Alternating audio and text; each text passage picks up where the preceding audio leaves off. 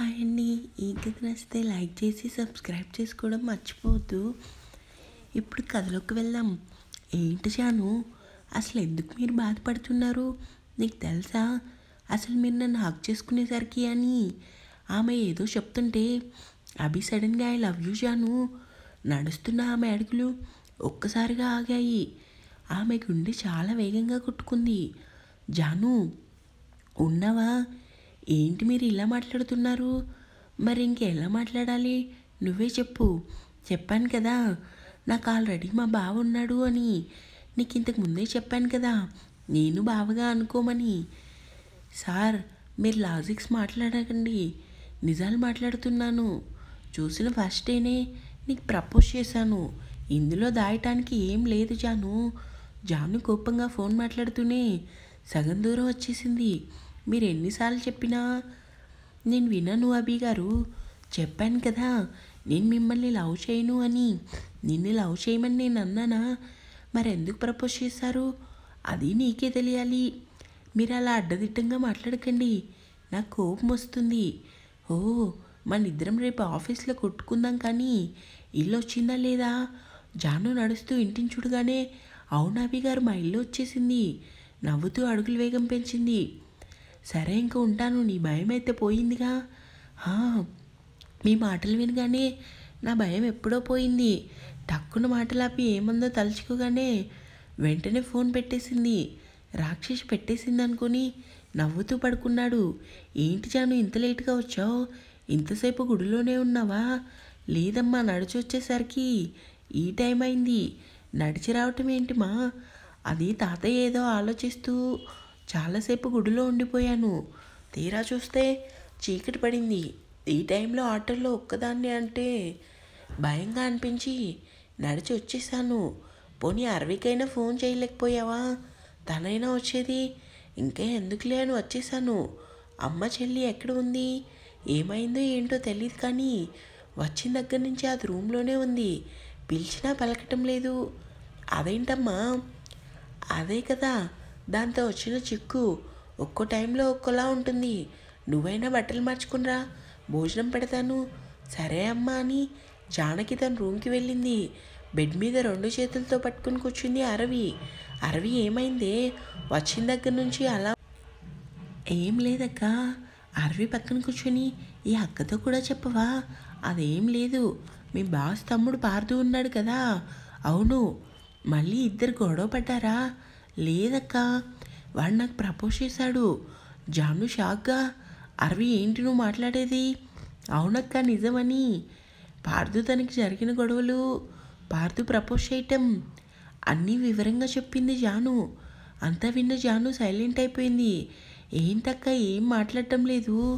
తను ప్రపోజ్ చేస్తే నువ్వేమన్నావు? నేనేం అనలేదక్క. చాచిపెట్టి ఒకటి ఇద్దామనుకున్నా కానీ వాడు అసలు అక్కడ ఉంటేనే కదా ఒకటి పీకటానికి. చూస్తుంటే వాడు నిజంగానే నిన్ను లవ్ చేస్తున్నాడా తెలియటం లేదక్క. కానీ వాడంటేనే నాకు అసలు ఎక్కదు. ఇంక ప్రపోజ్ అంటావా? అసలు పట్టించుకునే లేదు కానీ వాడు సడన్గా చెప్పేసరికి నాకు భయం వేసింది అంతే. భయం ఎందుకే? 2 రోజుల్లో వాడి నిర్ణయం ఏంటో చెప్పమన్నాడక్క. నా మూడంతా పాడు చేశాడు. వీడు నచ్చకపోతే నచ్చలేదని మొహం మీద చెప్పటం మానేసి వాడి కోసం ఎందుకు ఇంత ఇదిగా ఆలోచిస్తున్నాను? నా టైం అంతే. 5 మినిట్స్ అక్క, స్నానం చేసి వస్తాను. అందరం కలిసి భోజనం చేద్దాం, సరేనా? తొందరగా స్నానం చేయి. టవల్ తీసుకొని జస్ట్ 10 మినిట్స్ అక్క, వచ్చేస్తానని అరవి వాష్రూమ్కి వెళ్ళింది. జాను మాత్రం ఆలోచనలో పడింది. వాడి బిహేవియర్ అసలు మంచిది కాదు. ప్రపోజ్ చేశాడంటే ఏదో కారణం ఉండే ఉంటుంది. ఎప్పుడు లేనిది అరవి భయం వేసింది అంటుంది. ఎలా అయినా ఈ విషయం అభి గారికి చెప్పాలని వెంటనే ఫోన్ తీసుకుంది. మళ్ళీ అంతలోనే ఫోన్ చేయటం కరెక్ట్ కాదు. రేపు ఎర్లీగా ఆఫీస్కి వెళ్ళి సార్తో ఈ విషయం మాట్లాడాలి అనుకుంది. జాను అమ్మ వస్తున్నాను అని జాను కిందకి వెళ్ళింది. జాను వెళ్ళిన పావుగంట తర్వాత అరవి కూడా భోజనం చేయటానికి కిందకి వెళ్ళింది. ఏంటి వచ్చిన దగ్గర నుంచి ఏదోలా ఉన్నావు? అక్కరాగానే నార్మల్ అయిపోయావు. ఏం లేదు మా, జస్ట్ ఆఫీస్ టెన్షన్ అంతే అని భోజనం తింటూ నవ్వుతూ మాట్లాడుతుంది. తింటున్న అరవికి సడన్గా రానా గుర్తొచ్చాడు. అవును, సైతాన్కి బచ్చేగాడు భోజనం చేశాడా? ఈరోజు పని వాళ్ళందరూ సెలవని చెప్పాడు. అసలు తిన్నారో లేదో అనుకొని ఆలోచిస్తూ భోజనం చేసి రూమ్కి వచ్చింది. అరవి మనసులో లేదు. ఒకవైపు పార్దు మాటలు, మరోవైపు రానా భోజనం చేశాడా లేదా అన్న ఆలోచనలో ఆమె మనసు ఉక్కిరిబిక్కిరైపోయింది. ఇంకోసారి ప్రపోజ్ చేసి నా వెంట పడాలి, దెబ్బకి బట్టతల అయ్యేలా మొట్టికెళ్ళకపోతే నా పేరు అరవినే కాదు అనుకుంది. వెంటనే రానాకు ఫోన్ చేసింది. చాలా సీరియస్గా ల్యాప్టాప్లో వర్క్ చేసుకుంటున్నాడు రానా. స్క్రీన్ మీద అరవి పిక్ కనిపించగానే ఫేస్లో ఉన్న సీరియస్ కాస్త సంతోషంగా మారిపోయింది. ఏంటే, ప్రశాంతంగా కూడా వర్క్ చేసుకొనివా? ఎందుకు ప్రతిసారి ప్రశాంతంగా ఉండనివా అంటావు? ఇంకెప్పుడు ఫోన్ చేయను. పోనీలే అని ఇంట్లో వంట చేయడానికి ఎవ్వరు లేరు. సైతానికి బచ్చి తిన్నాడో లేదో అని ఫోన్ చేస్తే ప్రశాంతంగా వర్క్ చేసుకొనివా అంటావా? పెట్టేస్తున్నాను. నీకు బ్యాంకులో బస్తాలు ఉన్నంత డబ్బు పోగేసావు కదా, అయినా ఉన్నది చాలలేదు. అందుకే అంతసేపు ల్యాప్టాప్లో ఉంటావు. ఉంటాను. ఫోన్ పెట్టావా? మూతి పగులుద్ది. అనేలోపే అరవి ఫోన్ పెట్టేసింది. దీని క్రాక్ మామూలుగా లేదు అని వెంటనే ఆమెకు ఫోన్ చేశాడు. ఎందుకు ఫోన్ చేశావు? పెట్టేనా? అది కాదు సైతానికి బచ్చి. మరేంటే? అది కాదే, తిన్నావా? అందుకే ఫోన్ చేశావు. అవును, ఈరోజు పని వాళ్ళు రాలేదు కదా, తిన్నారా లేదా అని ఫోన్ చేశాను. ఫుడ్ ఆర్డర్ చేశాను, రాగానే తింటాం. అంటే ఇంకా తినలేదా? ఉఫ్, ఓ నీకేమైందే ఈరోజు ఇలా మాట్లాడుతున్నావు? ఫుడ్ ఆర్డర్ చేశాను అన్నాగా, అది ఇంకా రాగానే తింటాను. నీతో ఒక విషయం చెప్పాలి. ఆమె వాయిస్లో చేంజ్ ఇట్టే కనిపెట్టేశాడు మనోడు. ఏమైంది ప్రియా? అది పార్దు ఉన్నాడు కదా, ఆఫీస్ నుంచి వస్తుంటే నాకు ఎదురై మళ్ళీ నీతో గొడవ పడ్డా? కాదు, ప్రపోజ్ చేశాడు.